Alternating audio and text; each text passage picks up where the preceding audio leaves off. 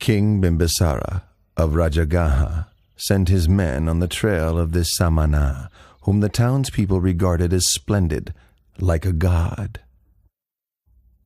He then went to see the renunciant prince for himself. When King Bimbisāra saw the dignified, peaceful demeanor of the young monk, he felt greatly inspired. Then, exchanging conversation with the samana, the delight in his heart increased all the more. Due to his suspicion that Prince Siddhartha had left the palace due to a dispute with his relatives over the throne, King Bimbisāra offered the throne of Rājagaha to the prince.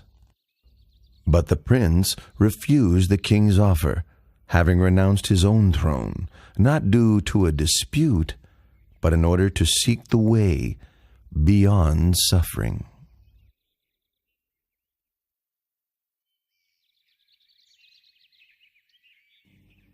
With such firm intention, I'm sure you'll attain the supreme enlightenment. Once you have done so, may I request that you come and teach the Dhamma to myself and to the citizens of Rājagaha.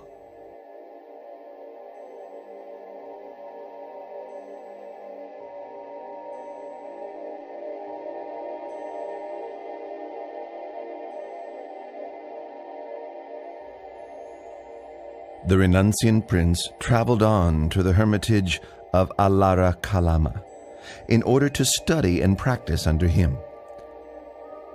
In a short time, he had learned all that his master could teach, and so then he traveled on to seek Uddaka Ramaputta at his hermitage.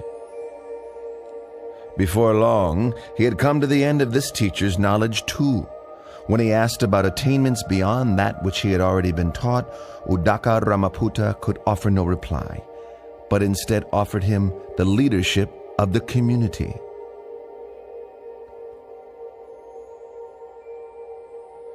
But when the Bodhisattva saw that what he had learned was not the way out of suffering he was seeking, he took his leave and moved on in order to continue his search for higher truth.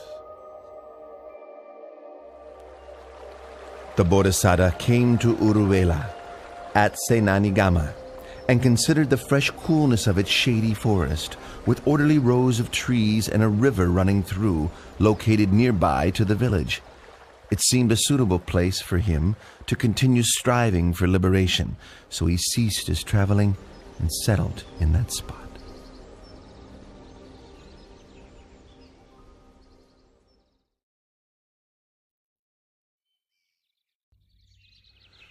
The Brahmin Gondanya was very pleased to hear the news that Prince Siddhartha had gone forth, and hurried to seek out the sons of each of the 7 other Brahmins with whom he had divined the identity of the Bodhisattva according to his physical characteristics when he was just born.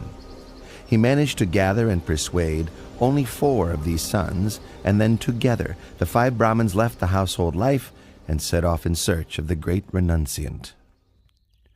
The 5 Brahmins now gone forth were Gondanya, Vapa, Badiya, Mahanama, and Asaji.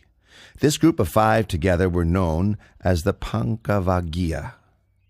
The Paṇḍava followed after the Bodhisattva through various places until they found him practicing ardently in the place where he had settled. They settled there with him, attending to his needs, with the hope that when he attained enlightenment, he would teach the Dhamma to them.